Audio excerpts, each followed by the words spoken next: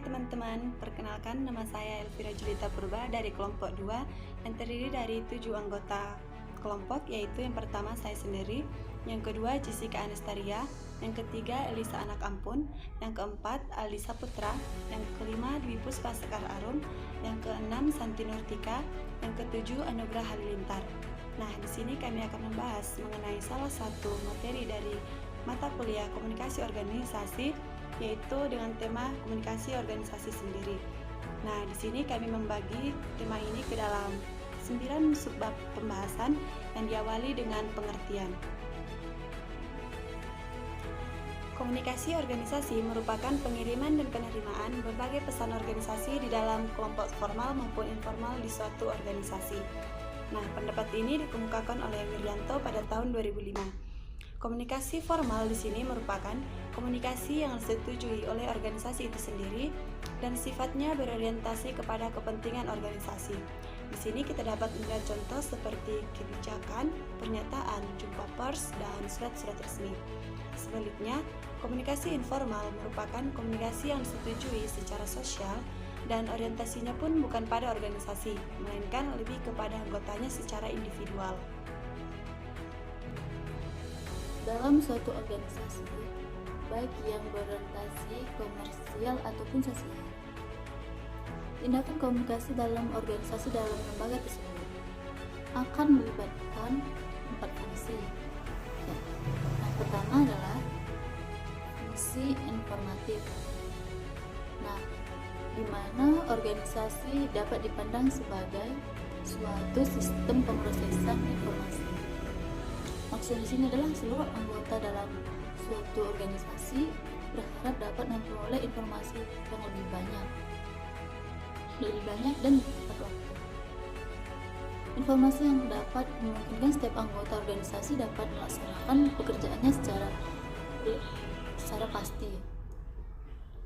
Pada dasarnya dibutuhkan oleh semua orang yang mempunyai perbedaan kedudukan dalam suatu organisasi. Nah, orang-orang dalam tatanan manajemen membutuhkan informasi untuk membuat suatu kebijakan organisasi ataupun guna untuk mengatasi konflik yang terjadi di dalam organisasi.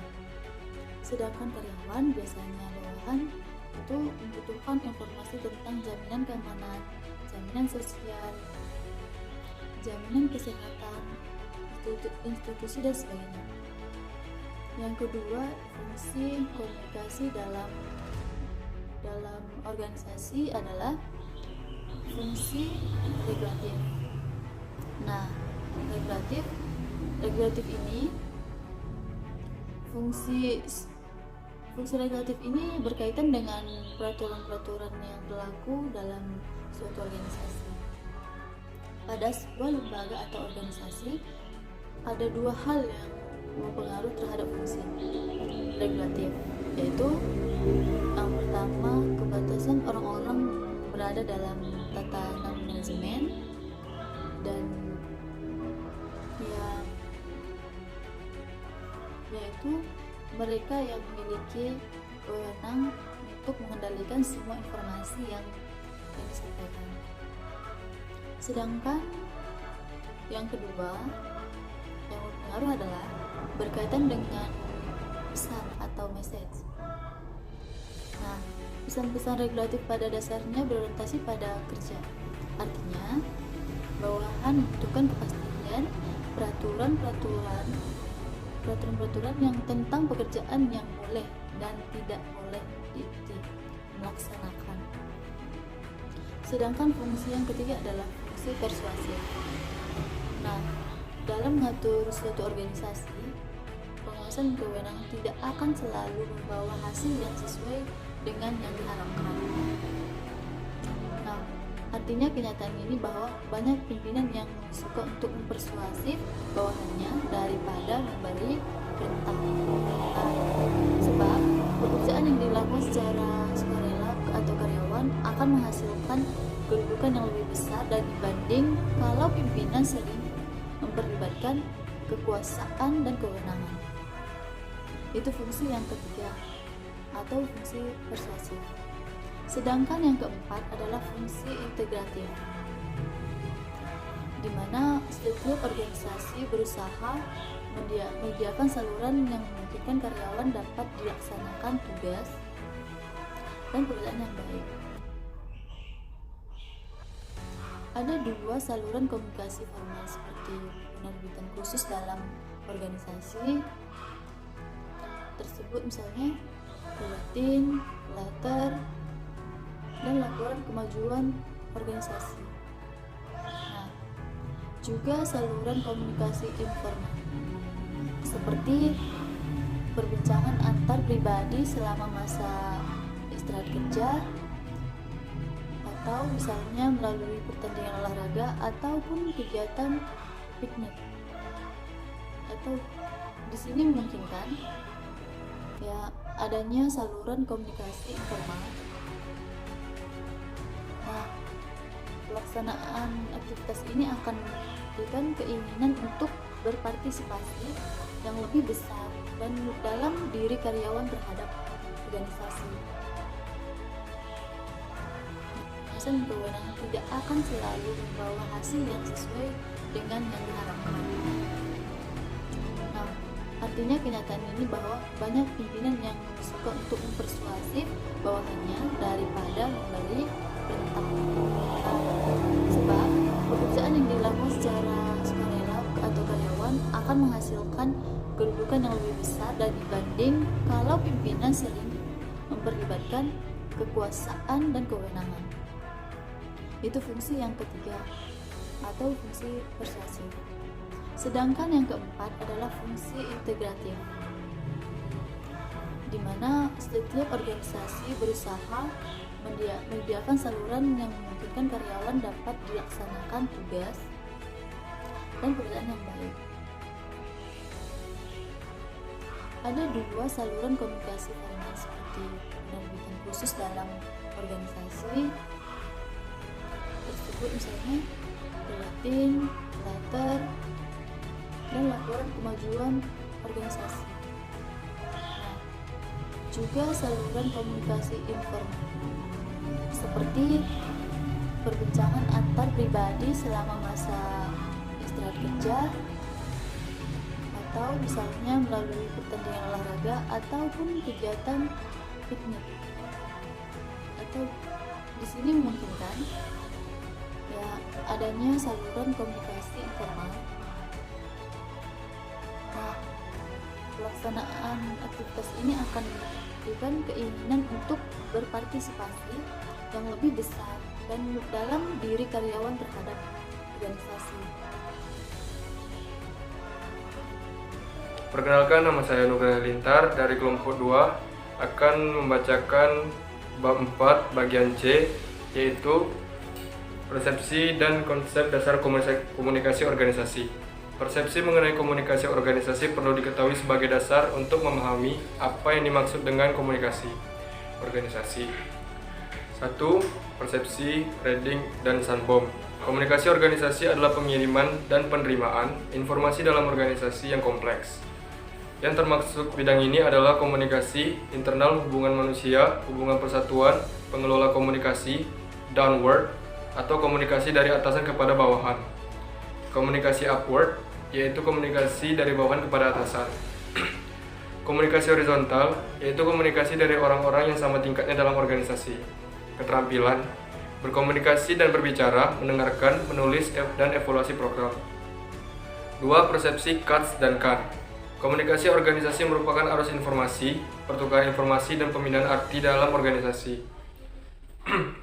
Yang ketiga, persepsi Zelko dan Derz.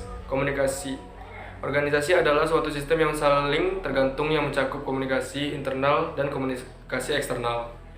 4. Persepsi Thayer-Dia. Memperkenalkan 3 sistem komunikasi dalam organisasi, yaitu berkenaan dengan kerja organisasi seperti data mengenai tugas-tugas beroperasinya organisasi, berkenaan dengan pengaturan organisasi seperti perintah, aturan, dan petunjuk, berkenaan dengan pemeliharaan dan pengembangan organisasi, atau hubungan dengan personal dan masyarakat, pembuatan iklan, dan latihan. 5. Persepsi Greenbaum. Bidang komunikasi organisasi termasuk arus komunikasi formal dan informal dalam organisasi. Dia membedakan komunikasi internal dengan eksternal dan memandang peranan komunikasi terutama sebagai koordinasi pribadi dan tujuan organisasi, serta masalah menggiatkan aktivitas. Baiklah, itu saja untuk bagian C. Saya Nugraha Halilintar, undur diri. Assalamualaikum warahmatullahi wabarakatuh. Baiklah, nama saya Santi Nurtika dengan NPM D1D020024. Di sini saya akan menjelaskan bagian dari elemen-elemen komunikasi. Ya, yang pertama, apa itu komunikasi? Komunikasi yaitu suatu aktivitas penyampaian informasi, baik itu pesan, ide, dan gagasan dari satu pihak ke pihak lainnya yang dilakukan secara langsung maupun tidak langsung. Baiklah, selanjutnya di sini saya akan menjelaskan komunikasi yang terjadi di dalam organisasi.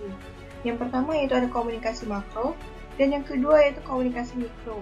Komunikasi makro yaitu komunikasi yang terjadi di antara organisasi tersebut dengan lingkungannya atau dengan organisasi lainnya. Sedangkan komunikasi mikro yaitu komunikasi yang terjadi di dalam organisasi itu sendiri, seperti komunikasi yang terjadi antara atasan dan bawahan, antara para pemimpin, antara para kelompok kerja dan para divisi. Baik, dan yang selanjutnya yaitu elemen-elemen yang ada di dalam komunikasi. Yang pertama itu ada pengirim, ada penerima, ada bahasa, ada pesan, ada model, dan ada saluran.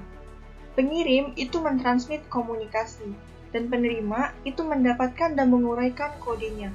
Pengirim itu bervariasi dalam hal kemampuannya untuk membangun dan mengirim pesan, dan si penerima itu bervariasi dalam hal menerima dan memahami isi pesan. Pesan-pesan itu dibangun dari simbol-simbol bahasa. Dan komunikasi yang formal itu bergerak melalui organisasi saluran berstruktur. Sedangkan komunikasi informal itu mengalir di luar struktur organisasi yang formal. Selanjutnya, ada pun simbol-simbol di dalam bahasa. Yang pertama yaitu pesan verbal, yaitu pesan yang diucapkan oleh si pengirim. Dan yang selanjutnya yaitu pesan non-verbal, yaitu berupa gerak-gerik atau sikap dari si pengirim itu sendiri. Baik, yang selanjutnya ataupun yang terakhir, yaitu komunikasi itu akan menemukan kegagalan apabila terjadi ketidaksesuaian antara pesan verbal yang disampaikan dengan pesan non-verbal yang tampak. Adapun beberapa bagian dalam proses ini yang dapat mengganggu kelancaran komunikasi. Sebagai contohnya, si penerima mungkin tidak mengerti simbol-simbol di dalam bahasa. Sekian, terima kasih. Nah, dari penjelasan rekan saya tentang elemen-elemen komunikasi, kita masuk ke model, tujuan, serta fungsi komunikasi di dalam organisasi. Pertama, kita bahas tentang apa saja model-model komunikasi tersebut. Nah, di dalam komunikasi organisasi sendiri terdapat 3 model komunikasi. Dapat kita lihat bersama di samping bahwasannya model komunikasi linear atau one-way communication, yang mana merupakan komunikator yang memberikan suatu stimulasi dan komunikan yang melakukan respon tanpa mengadakan seleksi dan interpretasi. Serta model komunikasi linear ini komunikasinya bersifat monolog. Untuk komunikasi interaksional sendiri sudah terjadi feedback atau umpan balik, serta komunikasi interaksional ini komunikasi yang berlangsung bersifat dua arah dan ada dialog pada suatu saat, bertindak sebagai komunikator pada saat yang lain bertindak sebagai komunikan. Sedangkan yang ketiga yaitu komunikasi transaksional gitu, di mana memiliki pandangan yang menekankan bahwa semua perilaku adalah komunikatif, tidak ada satupun yang tidak dapat dikomunikasikan begitu, atau disebut dengan adanya negosiasi gitu. Nah, yang kedua yaitu tujuan komunikasi. Dapat kita lihat juga di samping bahwasannya tujuan komunikasi sendiri yaitu untuk memberikan pengetahuan atau informasi kepada orang lain sehingga dapat memengaruhi pemikiran, mengubah sikap, dan mendorong orang lain untuk melakukan hal tertentu. Dapat kalian lihat di samping itu tujuan dari komunikasi ya. Nah, yang ketiga yaitu fungsi komunikasi dalam organisasi. Nah, sebenarnya fungsi utama komunikasi itu yaitu untuk menyampaikan informasi kepada seluruh anggota organisasi. Nah, akan tetapi fungsi komunikasi dalam organisasi itu terbagi menjadi 4 fungsi. Dapat kita lihat bersama-sama.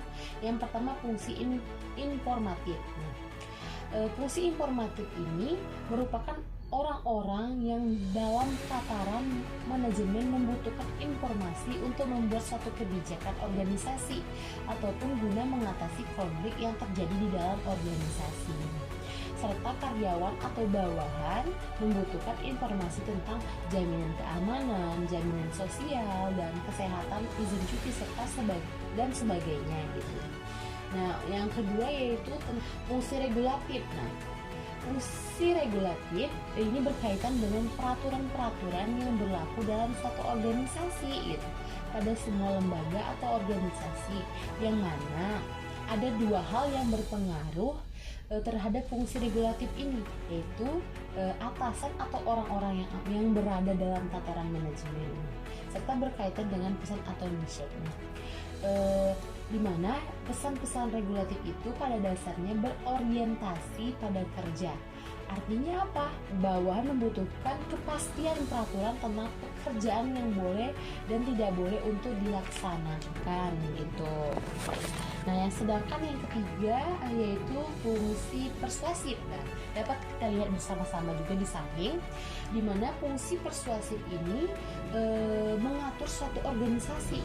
Kekuasaan dan kewenangan tidak akan selalu membawa hasil sesuai yang dengan diharapkan begitu.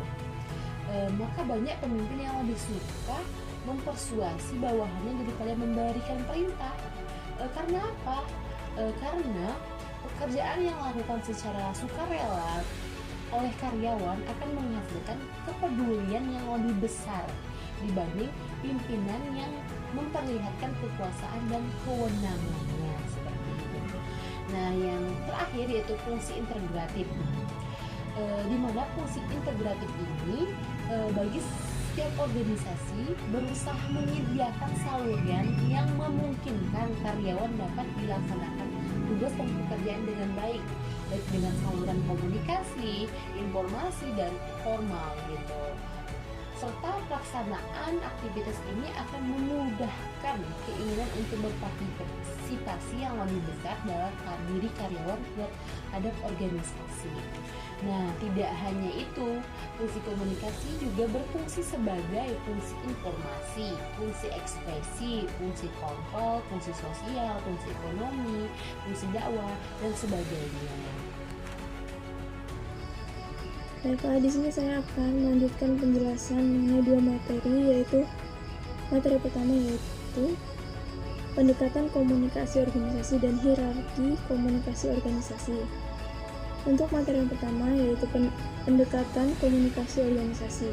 Untuk melihat komunikasi yang terjadi dalam suatu organisasi dapat digunakan 3 pendekatan, yaitu pendekatan makro, pendekatan mikro, dan pendekatan individual. Pendekatan makro dipandang sebagai suatu struktur global yang berinteraksi dengan lingkungannya. Dalam berinteraksi, organisasi melakukan aktivitas tertentu seperti memproses informasi dan lingkungan agar proses informasi berjalan dengan baik. 2. Mengadakan identifikasi agar komunikasi yang dilakukan komunikator mudah untuk dipahami. Yang ketiga, melakukan integrasi dengan organisasi lain. Dengan demikian, budaya organisasi dapat diperkenalkan dengan organisasi lainnya. Hal ini membuat nilai tambah bagi stakeholder. Yang keempat, yaitu menentukan tujuan organisasi. Pendekatan yang kedua yaitu pendekatan mikro. Pendekatan ini memfokuskan kepada komunikasi dalam unit dan subunit pada suatu organisasi. Komunikasi diperlukan pada tingkat ini adalah komunikasi antara anggota kelompok, seperti yang pertama, komunikasi untuk memberikan orientasi dan latihan kerja secara intensif. Kedua, komunikasi untuk melibatkan anggota kelompok dalam tugas kelompok secara langsung dan seksama. Yang ketiga, komunikasi untuk menjaga iklim organisasi atau menjaga kualitas lingkung lingkungan yang relatif dari suatu organisasi. Yang keempat, komunikasi dalam mensupervisi dan mengarahkan pekerjaan. Misal dari atasan langsung berupa petunjuk pelaksanaan kerja. Dan yang kelima, komunikasi untuk mengetahui rasa kepuasan kerja dalam organisasi. Pendekatan yang ketiga yaitu pendekatan individual, berpusat pada tingkah laku komunikasi individu dalam suatu organisasi. Semua tugas-tugas yang telah diuraikan pada dua pendekatan sebelumnya diselesaikan oleh komunikasi individual satu sama lain. Ada beberapa bentuk komunikasi individual, yaitu 1. Berbicara. Assalamualaikum warahmatullahi wabarakatuh. Perkenalkan, saya Ali Saputra dengan NPM J1D0220 akan menyampaikan materi bab 4 yang berjudul komunikasi organisasi pada subbab I, yaitu praktek komunikasi dalam organisasi. Komunikasi merupakan kegiatan yang paling sering dilakukan di organisasi, yaitu sekitar 75% sampai 95% dari seluruh kegiatan di dalam sebuah organisasi. Dari kegiatan tersebut dapat dirinci 5% untuk menulis, 10% untuk baca, 35% untuk bicara, dan 50% untuk mendengar. Adapun komunikasi tersebut dilakukan dalam kerangka yang pertama, 45% untuk komunikasi rutin, yang kedua 26% untuk pengembangan sumber daya manusia atau SDM, antara lain untuk penilaian karyawan, konseling karyawan, training, seleksi, promosi karyawan, dan lain-lain. Yang ketiga, 19% untuk tradisional manajemen seperti pengawasan, memberi instruksi, melapor, dan lain-lain. Dan yang keempat yaitu 11% untuk networking, antara lain untuk berkoordinasi dengan bagian lain, mencari informasi pesaing, dan lain-lain. Teori peran komunikasi dalam organisasi. Teori peran dalam komunikasi organisasi dapat dijelaskan dalam dua konsep utama, yaitu yang pertama Wiles Game Plan Concept 1949, di mana teori ini mengatakan bahwasanya komunikasi dalam organisasi membuat alur lintas agar komunikasi lebih efektif daripada menggunakan komunikasi berdasarkan struktur. Kemudian yang kedua, teori modern perspektif Lutyens and Bergström pada tahun 1986 yang mengatakan pada dasarnya komunikasi dalam organisasi dapat dipisahkan menjadi dua sumbu, yaitu vertikal dan horizontal. Kemudian humanistik interaktor, 1. Interaksi atasan bawahan tinggi, 2. Orientasi pada manusia. Kemudian mekanistik intelektual yang mengatakan bahwasanya frekuensi dan intensitas komunikasi kecil hanya pada komunikasi formal. Kemudian informal developer, yaitu komunikasi spontan, aktivitas pada pengembangan sumber daya manusia. Kemudian formal controller, 1. Menggunakan interaksi terjadwal, 2. Ada aktivitas controlling atau monitoring. Bentuk komunikasi dalam organisasi, 1. Manajemen information system, misalnya dengan menggunakan komputer, data, dan informasi. 2. Telekomunikasi, yaitu komunikasi dengan peralatan yang mana komunikator dan komunikan tidak berhadapan secara langsung, misalnya melalui telepon, TV, email, voice messaging, electronic bulletin board. Dan yang ketiga, non-verbal communication, seperti pralinguistik, proxemics, kinesics, chromics, olfaksi, tekstil, dan artefaktual. 4. Interpersonal communication, yaitu komunikasi yang terjadi antar individu. 5. The organizational communication process, 1. Instruksi atau komando, laporan, pernyataan, dan permintaan. 3. Subgroup dan subgroups, dan staff. bentuk komunikasi berdasarkan struktur organisasi. 1. Superior subordinate communication, disebut juga downward communication, yaitu komunikatornya adalah komunikasinya adalah bawahannya. Katz and Ken menyebutkan 5 bentuk komunikasi downward, yaitu yang pertama, memberi tugas rinci, job instruction. 2. Memberi informasi tentang prosedur organisasi dan latihan-latihan. 3. Memberi informasi tentang rationale of the job, yaitu alasan mengapa tugas tersebut harus dilakukan. 4. Memberitahu tentang kinerja anak buah. 5. Memberi informasi tentang ideologi organisasi, yaitu visi dan misi untuk memudahkan dalam mencapai tujuan organisasi. Media yang digunakan adalah media tulis, media lisan, dan interaktif. 2. Subordinate initiated communication, disebut juga dengan upward communication, yaitu komunikasi yang terjadi dari bawahan ke atasannya. A. Informasi pribadi tentang gagasan, sikap, dan penampilan kerja. B. Informasi feedback tentang performance teknis, beberapa informasi penting lainnya. 3. Interactive communication, komunikasi yang terjadi pada karyawan yang selevel. A. Task coordination. B. Problem solving. C. Information sharing. Dan D. Conflict resolution. Beberapa faktor pada struktur organisasi yang berpengaruh pada pola komunikasi antara lain: A. Ukuran. B. Sentralisasi dan desentralisasi. C. Degrees of uncertainty.